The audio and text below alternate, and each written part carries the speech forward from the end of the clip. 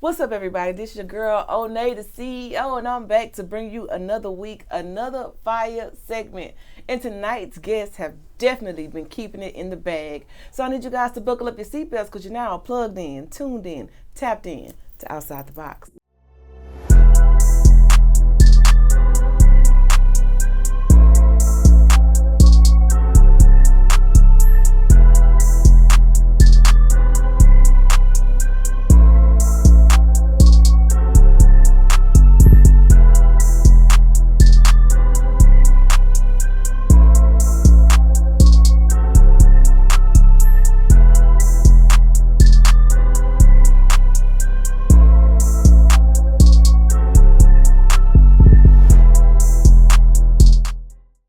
Now, this young man has his hands in everything from fitness to fashion to mental health awareness.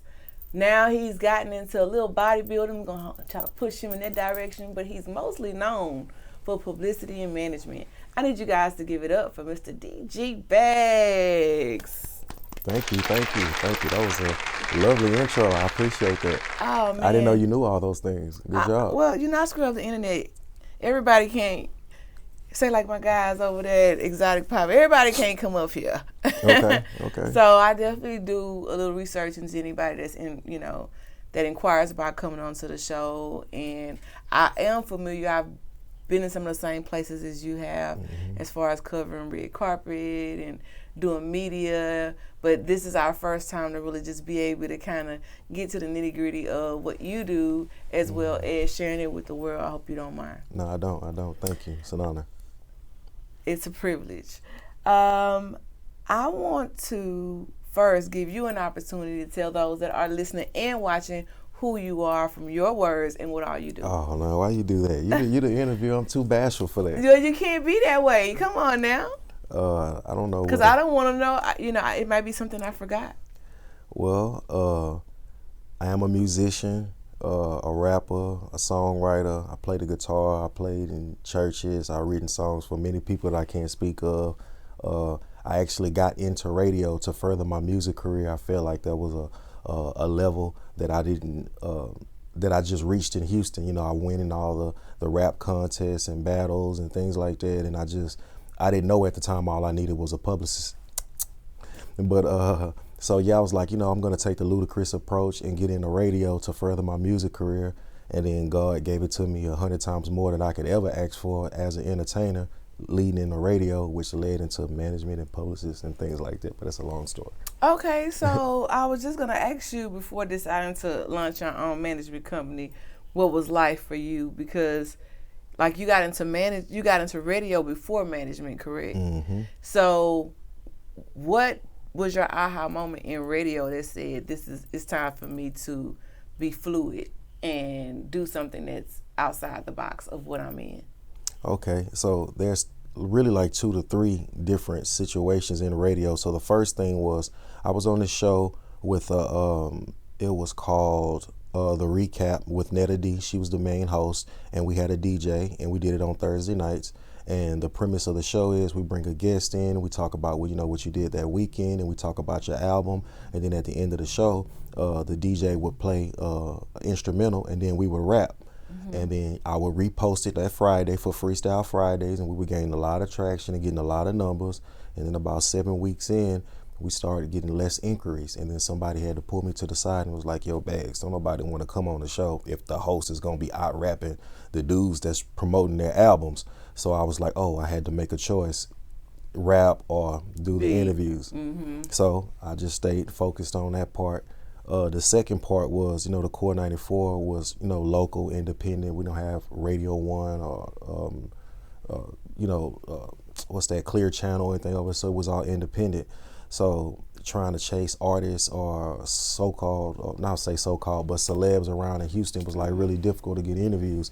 So I remember listening to the radio when I was younger, and I would always think the guys were there, but they wouldn't. They were just over the phone. So I would just reach out to guys outside of Houston that don't necessarily have the plug and I started getting major interviews that way. So the first person that said okay was Dr. Miami. Gave me a long hour interview. It was in depth. It was awesome. And then Swayed the Remix God and things like that. The second part was the pandemic, which was the most important and my most successful time. Why? It was the time where the world stopped and my dream came true. A lot of people say that because during that pandemic, you either was gonna fold or you was gonna be 10 toes down. It's like you it was no in between. Because so much changed, but it was really like for the entrepreneurial mindset type of person, it was almost a blessing because it forced us to use our gifts to make room for us. Like I discovered painting during COVID. I discovered so much about myself during COVID that turned out to be a lucrative stream for me. Beautiful paintings, by the way. I thank see you. With the family that y'all do as a unit and things. Thank you. So, we just, God will keep knocking at your door. So even though you started out in entertainment with rapping, you still are in entertainment. Right. If it's for you, it's going to find you, and it may not be in the way that you expect for it to find you. You thought it would be your music, and it turned out to be radio, and it turned out to be a radio station that a lot of people picked up on, which was great, and that's amazing. Congratulations to you as well. Thank you. So now that Core 94 has been blooming and blossoming, you turn around and now you have an opportunity to put other artists that need that exposure on your platform, which I'm sure gave you that nudge for management. So what did that look like? Well, that's actually precisely what happened. So I was, of course, we grew the station, getting sponsorships and partnerships and, collaborating with like BET, TV One, Lifetime, Nickelodeon, hence my interviews you probably saw with like Salt and Pepper and, Megan Good and things like that and all those things like that. So the people that I would interview, whether celebrity or not, they would always be like, hey, man, why don't you just manage me?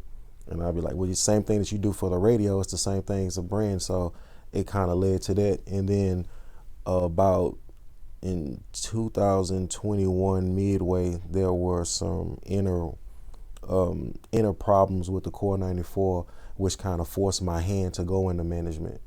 So I had to like go all out with it. So me coming up as an artist, I just wanted to do for my clients what I wanted a manager to do for me. Now this is what's led to me being a publicist.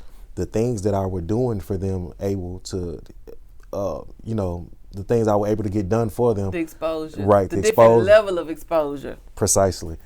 That's not the workings of a manager. That's the workings of a publicist. Correct. And publicists are getting paid all this money and thousands of dollars and doing this, and I have the same connects, the same resources, actually more. And I was just doing that as well. So, and management is like babysitting. It's stressful. And then what people don't understand is being a manager is not the same as being a booking agent. Being a booking agent is not the same as being a publicist. Those are all three different positions. But so often in management, which is a reason why I stepped back from management, was because if you're working with someone that's not seasoned and have not really learned anything, and they feel validated by just their talent alone, they come to you with the expectation that you're going to get them booked, you're going to make them popular, you're going to get them rich, you're going to get them studio time, and all those things that's not a part of it. So, this is how karma works. I was that artist. Yeah. Like, I'm like, hey, Kanye West said that, hey, I was doing 5 beats a day for 3 summers. Well, I was doing 3 beats a day for 5 summers, and I play every instrument. So I'm sampling it, then I'm laying the bass, laying the keys over it, and then I'm removing the sample. You don't even know I took it or how I laid it or switched it and things like that. So I was that guy. So I was like, hey, I didn't care about knowing about copywriting, songwriter credits, being my online distributing. My thing was, I'm an artist. If you got a label and you got one person that you can just put in the studio by himself and he can come out with a whole album, I'm your guy. I had no idea what I needed, what I wanted. I actually had a few managers beforehand that I still have to apologize to today. Like, bro, I am so sorry. I was so green. You believed in me so much. All I had to do was make a record that was at this BPM, so it'll run concurrent with whatever was playing on the radio. And then I'm gonna do it my way. I'm cold, and so I came that same way. And now, on the other hand of that as well, they don't appreciate shit. I'm sorry, can I cuss on your show? Good. It's uncensored. Yeah, so, we not censored over here. We grown folks. Yeah. So they don't appreciate shit. Hence why this might be my last year doing management or publicist, being a publicist or anything like that. It's like what I learned in the Quarantine Chronicles, like, you know, interviewing like Rose McGowan or Ricky Smiley and things like that. So everything I did to be the best. When I played basketball, I wanted to be the best. When I was fighting, when I was rapping, when I was in the streets, everything I wanted to be the best. But life was like a course. I mean, like a class, and all these were different courses. So when I started interviewing people, we were able to, even though they were celebs and I'm a fan, we were able to talk on a peer level. So when I'm rapping, when I'm talking to Cassidy and we're talking about bars and I'm rapping, he like, yo, you, or I'm talking to Ricky Smiley about playing the guitar at a church, man, I'm able to relate on all aspects. So I know that now what I've learned being a manager and a publicist and all those resources and things, these are all things that I can do for myself. And I put myself behind since 2019. So it's basically 6 years of getting everything I need to be back up front. So that's why I'm actually have a studio being built right now. I'm doing actually starting my sketch comedy show called For Skits and Giggles with a Z. Okay. I'm actually doing another podcast show with Kanan XL, his show, The Iconic Podcast, which has come out. He's super viral. Dope crazy. You know, I'm sure you're gonna have him on the show soon. And yeah, I'm just getting back to that, making music, recording, writing songs. Yeah, I'm just doing out probably this last year with my clients, doing the best for them. But we all still gonna be working together. But I'm just putting myself forward now. First. Now that you're stepping away from that, let me ask you this: did you have a support team in your journey or was you just one deep, or what did your team look like?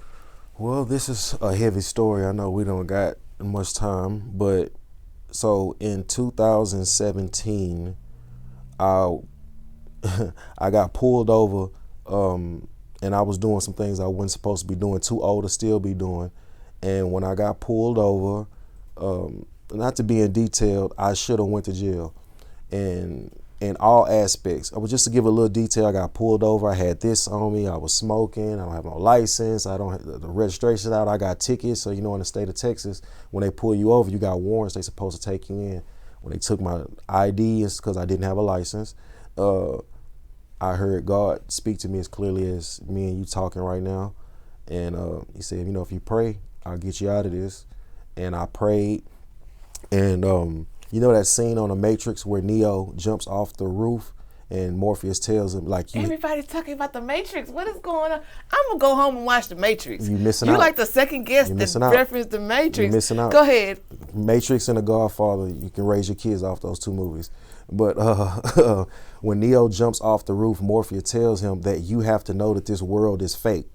In any doubt, you're going to fall. But if you know it's fake and you know what it is, you're going to fly.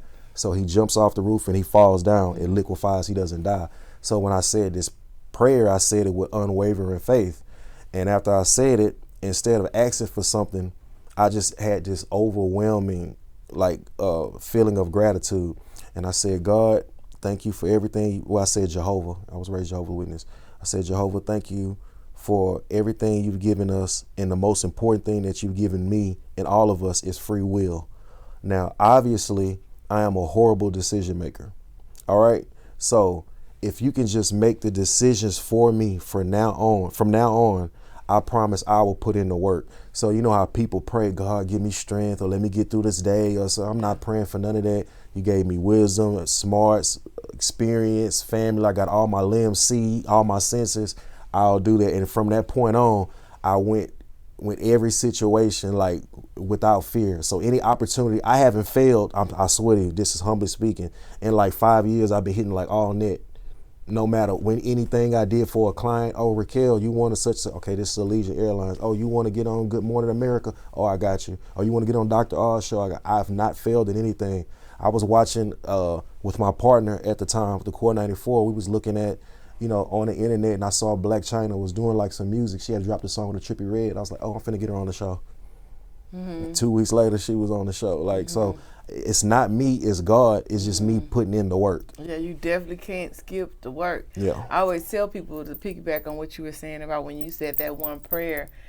I never pray for strength. And the reason why I don't pray for strength is because when you pray for strength, right, that means you're asking God to give you challenges that's going to create or enhance your endurance, right? So when you go into the gym on the first day, you can't go pick up that 100-pound weight if you've never picked up weight. Right. You actually have to challenge yourself. Now, so when you're praying for strength, you're really praying for problems. So I pray for grace, because if I have grace, then I can move through whatever might come my way like a gazelle, because I have grace, so much grace that strength is not even required. So I always tell people to just be mindful when praying for strength, because you're actually praying for challenge when you do that. That's heavy. So, yeah, take that to the bank. Yeah, and cash it. Yeah, so I heard you say, you just dropped a bomb on me, that you're only considering doing the publicity, being a publicist and a manager for like, this is your last year. Yeah. What are your plans after that? Like, what do we have to look forward to from DG Bags? Are you still going to keep the radio, grow the network, keep your channels going? Yeah, I'm going to do that. I'm going to put people in the places to do all that. So I'm going to put them in positions to be successful. Hey, you run the show. This is how you find talent. This is how you send emails. This is how you such and such. I just want to run it and I just want a Quincy Jones. Right. I can play the instruments. I can write the songs. So the Quarantine Chronicles, now they have their own Instagram page. We're going to bring it up for those that are viewing. Now, is that a part of the Core 94 as well? Yeah. Okay, so they can go and actually hear the interviews right there on the Instagram page as well. Some of them. I'm actually clippets. Well, some full interviews like the Ricky Smiley and Ralph Tresvant, Kelly Price, things like that. But I have like over 200 episodes that are like unreleased, so like the CeeLo Greens and things like that. And I'm actually in negotiations to put it on a network, but I was holding back for so long because I knew I wanted to start my own network and have my show be primarily one of the primary shows. What was that? What was that moment where you wanted to create your own platform to put other people on? Because I know what my moment was. Like, I'm a star, okay? Right. But it's so many other stars out there that the world don't even know about. It's 7.9 billion people in the world. So I like to have people that come on my show. We have relatable conversation. Let me get all up in your business, but still be a bright light in the dark room, give you your flowers at the same time, and allow people a peek into what it is behind the scenes that you're doing. Now, we're no spring chickens. So we have our years in the game, but now that you're putting down that publicist hat, and you're going to go all forward with your show, what do we have to look forward to with that? Well, it's not just the show, it's like myself. Right. I'm going to be the publicist and manager for myself. I'm going to put myself use all first. Those connections for yourself. So that's why I started getting back in the gym, working out, and doing things like that, so I could, shave my beard, cut my hair, things like that, so I can do more impressions. Like all my friends, they know how funny I am, how good I am at, impersonating people and doing things like that. And I just have all these ideas. But you asked a question before then about the station, about me wanting to do my own network. Yeah. So thank you for it was really tough. Like, it wasn't like easy. So remember, I came in as a co-host on someone else's show. That's always how it starts. Right. So that show started doing good. So it was receiving hate from the other shows on the station, which it shouldn't be like that. Because remember, I'm thinking big. So now, even though I just came in, we already having Dr. Miami's and such like that. It's like blowing it up. Yeah. So then that started being friction in between that show. So I was like, well, let me get my own show. And then the owner at the time was like, well, if we give you your show, everybody else is going to leave. They're going to be like such and such. So I'm like, well, give me the opportunity to bring shows on. So when I got my own show, 4 shows, 3 shows might have left. We don't want DG Bags to have his own show. I started recruiting and building other podcasts. So then that was like the Sweet and Spicy podcast. That was the threesome with such and such. Then I was just such. So before you know it, we had 10, 12 shows on there. I'm there with their first episode, showing them how to do interviews, how to do it. So they all have like my level of interviewing skills. So all the shows are popping. And then I started recruiting, getting them interviews. Yeah, we're going to give you Chucky Trill. You're going to be DJ XO. I just got Petey Pablo. I'm going to put him on your show and such and such. So I was already producing and bringing sponsorships in. So now I got shows so I'm bringing way more money in. It's just, so eventually, and then when the pandemic happened, like I say, everybody wanted to leave because the studio closed down. Right. My studio had to shut down briefly too because we wasn't allowed to have more than 8 people in the room at a time. Right. So this is the most important part of my life and my faith. So my partner was like in panic mode. Like we're all afraid. Like I'm thinking like the world in 6 weeks is going to be like Mad Max and Book of Eli. People are going to be eating each other and everything. This is my mind. Like I'm terrified. And she's just like, no, we're not going to be able to get no money and things like that. And I told you, I heard it. Came to me like a bus on the street. That's Christopher Walken's line. It was like, man, I'm going to give it to you 1,000 times more than you can ever pitch. So I'm like, how? So it just, like all in a split second, I told her, I say, don't panic. We finna have it 100 times more. And it already was worked out in my head. So that was 3 things. First thing, whenever there's a disaster, somebody profits. Like there's a tornado or something like that, the roofing business goes up, the plumbing business goes up. That's the first thing. Second thing, when there's a tornado or hurricane, there's always a reporter and a cameraman like risking their lives. They have a duty to report to people, to everyone else. They have responsibility. We have a station, we're the media, we're gonna do that, right? So when I was younger, I used to watch a lot of award shows and things like that, and the big actors or big musicians like Michael Jackson, when they would win, they wouldn't be there, but they would still attend on screen. Correct. I say, so I need you to find something like where I can talk to them from home on a computer where they can be on the screen and see this is pre Zoom, Skype. So we found a platform called Eyes On, which is a lot better than them, holds more gigs, easier to use and everything like that. And that was strategy. So I was like, no, I don't even want to reveal this part yet. No strategy talk, no strategy. Yeah, you can tell me, after the camera's off. Yeah. But that was a way that I was able to get celebrity to get on the show, and I just made sure I knocked out every opportunity, and it was just me and my partner. So I got to give her props, her spot. It was just during all that success, everything with the Core 94 was just me and Britt the Brain, 2 people. Shout out. Yeah. Shout out to what's her name? Britt the Brain. Britt the Brain. Shout out to her. One of the smartest people I ever met in my life, male or female. I know we don't have a lot of time, and I thank you so much for letting me get all in your business. At least get a little bit of insight to who is DG Bags. Now, for those that want to follow you, your Instagram page is DG Bags, and then you also have a management. DG Bags _ management page. And then you have the radio Instagram at the Core 94. And for your website, if they want to go and listen to live stream music, they can go to houstonradio.core94.com. Yep. And your personal Facebook, that's all I have. I just send them to it. DG Bags. Bags. Everything's DG Bags. Everything DG Bags. DG Bags on TikTok, whatever. And if you want to be able to see the visual episodes of the Core 94, you can make sure you go over to his YouTube channel, the Core 94 radio station. Hit that subscribe button, click the bell notification so you can be notified when he drops new content. I want to remind you guys that we are on multiple segments. You can find us on all platforms. We on Stitcher, Spreaker, YouTube, iHeartRadio, Third Coast TV.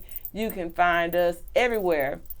If you like what you hear and you want to join the visual content as well, come on over to our YouTube page, Outside the Box with Onney. Click that subscribe button and the bell notification so you can be notified when we drop a new segment. If you yourself want to be on the couch with me and want to premiere on one of my shows, Make sure you send your EPK and your bio to otb.liveshow@gmail.com because we are currently casting. Now, if you yourself are a content creator, you like the content you see, and you want to get your voice heard, check us out at Onney Studios. That's www.onneystudios.com. Give us a call, 346-491-5315. We have a full tech staff. We are fully equipped to handle all of your podcast or content creator needs. I want to thank you, Bags, for coming on the show, letting me get all in your business, letting the people get to meet you, get to know you, find out where to follow you so they can continue to get into your business. And is there anything you would like to say before you leave the show today? Stay down, stay blessed, never leave your family. All right. Well, you guys heard it from DG Bags yourself. I'm your girl, Onney the CEO, and you're now plugged in, tuned in, and tapped in to Outside the Box.